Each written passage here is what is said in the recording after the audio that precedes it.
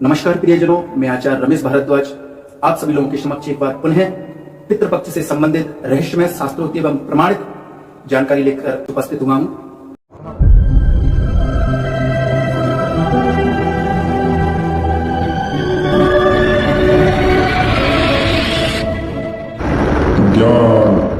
इस वीडियो की जानकारी मुख्यतः वेद व्यास जी द्वारा रचित श्रीमद् भागवत महापुराण, गरुड़ पुराण एवं रामचरितमानस से ली गई है।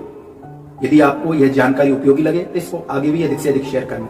मित्रों, मनुष्य जीव जन्म लेते ही 3 प्रकार के ऋणों से ऋणी हो जाता है: देव ऋण, पितृ ऋण एवं ऋषि ऋण, जिसमें पितृ ऋण सर्वोपरि बताया गया। इसलिए पितरों के इस ऋण को चुकाने के लिए हमें पितृपक्ष में दान, तर्पण, श्राद्ध आदि कर्म करने का विधान बताया गया है। तो ये सारी क्रियाएं हमसे, हमारे सनातन धर्म से जुड़ी हुई हैं और इन सब तर्पण श्राद्ध क्रियाओं का सबका लेख हमारे महाकाव्यों में उल्लेखित है। आप रामचरितमानस में देख सकते हैं, वहां पर हिंदुओं के जो आराध्य देव हैं श्री राम जी, उनके द्वारा दशरथ जी का एवं जटायु जी का गोदावरी नदी के तट पर तिलांजलि क्रिया उन्होंने की है। तुलसीदास जी ने रामायण में रामचरितमानस में लिखा है, एहि विधि दाह क्रिया सब कीनी, विधिवत निहाय तिलांजलि दीनी, शोध सुमृत सब वेद पुराना। सारे वेदों को शोध करके कीन भरत 10 गात्र विधाना।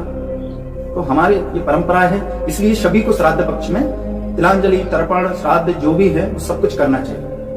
अब सर्वप्रथम बात करते हैं कि पितृ होते कौन है, कैसे दिखते हैं, उनका शारीरिक संरचना कैसी होती है। तो हम गरुड़ पुराण की अगर बात माने तो उसके अनुसार एक ऐसा अति सूक्ष्म शरीर जो कि आत्मा अपने भौतिक शरीर छोड़ने के पश्चात में धारण करती है, उसको ही प्रेत कहते हैं। और जो अति सूक्ष्म शरीर जो प्रेत का है, उसको धारण करने के पश्चात भी उनके अंदर भूख, प्यास, मोह, माया, इन सब का अतिरेक अर्थात आवश्यकता होती है उनकी। इसलिए जो हम सपिंडन क्रिया करते हैं, उनके निमित्त एवं पारिवारिक सदस्यों के द्वारा 10 गात्र विधि, सपिंडन क्रिया आदि जो 10-12 दिनों के अंतराल में की जाती हैं श्राद्ध करने के पश्चात में, वो जो प्रेत शरीर है उसको पितरों से मिलाया जाता है सपिंडन क्रिया करके। परंतु कुछ प्रेत ऐसे होते हैं जो 10 गात्र, सपिंडन, सारी क्रियाएं श्राद्ध करने के पश्चात भी वह नहीं जाते हैं। तो ऐसी योनि में वो प्रेत होते हैं जो या तो किसी दुर्घटना से मृत्यु को प्राप्त होते हैं, फांसी इत्यादि लगाकर मृत्यु को प्राप्त होते हैं। तो उनकी कुछ इच्छाएं, कुछ मनोकामनाएं जो रह जाती हैं, तृष्णा जो रह जाती है, तो वो यहाँ पर बने रहते हैं। अधिकतर जो प्रेत होते हैं वो इन सारी क्रियाओं के बाद में पितरों में उनको सपिंडन क्रिया के बाद में मिला दिया जाता है और वो पितृलोक को चले जाते हैं। वहां पर जाकर के उनको सत्य का ज्ञान हो जाता है। वो समझते हैं, वो जानते हैं कि सबसे ऊपर एक जो सत्ता है वह भी है, ईश्वर है, भगवान है। वहां जाके वो किसी को ना परेशान करते हैं। परंतु जो प्रेत हैं, कभी कभी कोई प्रेत जो होते हैं वो चाहत और इच्छा के अनुरूप परेशान भी करते हैं और वह श्राद्ध, सपिंडन क्रिया करने के पश्चात में नहीं जाते हैं, बहुत से यहीं रहते हैं। और उनकी जो आयु होती है वो भी कई गुना रहती है। जैसे किसी की आयु 100 वर्ष है, निश्चित है, परंतु वो दुर्घटनावश या तो आत्महत्या करके या कुछ भी कार्य करके 30 वर्ष की उम्र में ही मृत्यु को प्राप्त हो जाता है। तो उसकी बाकी की जो 70 वर्ष की वो आयु है वो उसको प्रेत योनि में भुगतनी पड़ती है। अब 70 का गुणा आप 100 से कर दीजिए, इतने वर्ष उसको यहाँ कालगणना के अनुसार रहना पड़ता है। 100 वर्ष नहीं तो 10 वर्ष में ही कर दो तो 700 वर्ष होते हैं।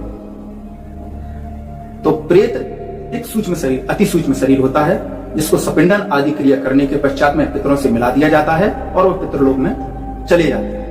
वहां जाकर के वह ईश्वर को पहचानते हैं, सत्य का ज्ञान होता है, अपने कर्मों के अनुसार वह वहां अपना समय व्यतीत करते हैं। हमारे पितरों में मुख्यतः हमारे माता पिता सहित हमारे वो सभी बुजुर्ग सम्मिलित होते हैं जिन्होंने हमें अपना जीवन धारण करने में, जीवन यापन करने में एवं विकास करने में हमको सहयोग किया। वही हमारे पितर हैं और यही पितर पितृपक्ष में किए गए तर्पण, श्राद्ध आदि क्रियाओं के द्वारा आप्यापित हो जाते हैं, अर्थात तृप्त हो जाते हैं। इसलिए सारी क्रियाएं पितृपक्ष में करना आवश्यक है। आशा करते हैं आपको यह जानकारी अच्छी लगी होगी। यदि जानकारी अच्छी लगी हो तो इसको आगे भी प्रेषित करें एवं मेरे द्वारा कहीं शब्दों में या कोई भी त्रुटि हो गई हो तो उसके लिए मैं क्षमा प्रार्थी हूं। मिलते हैं अगली बार कुछ नया लेकर के, तब तक के लिए जय श्री महाकाल।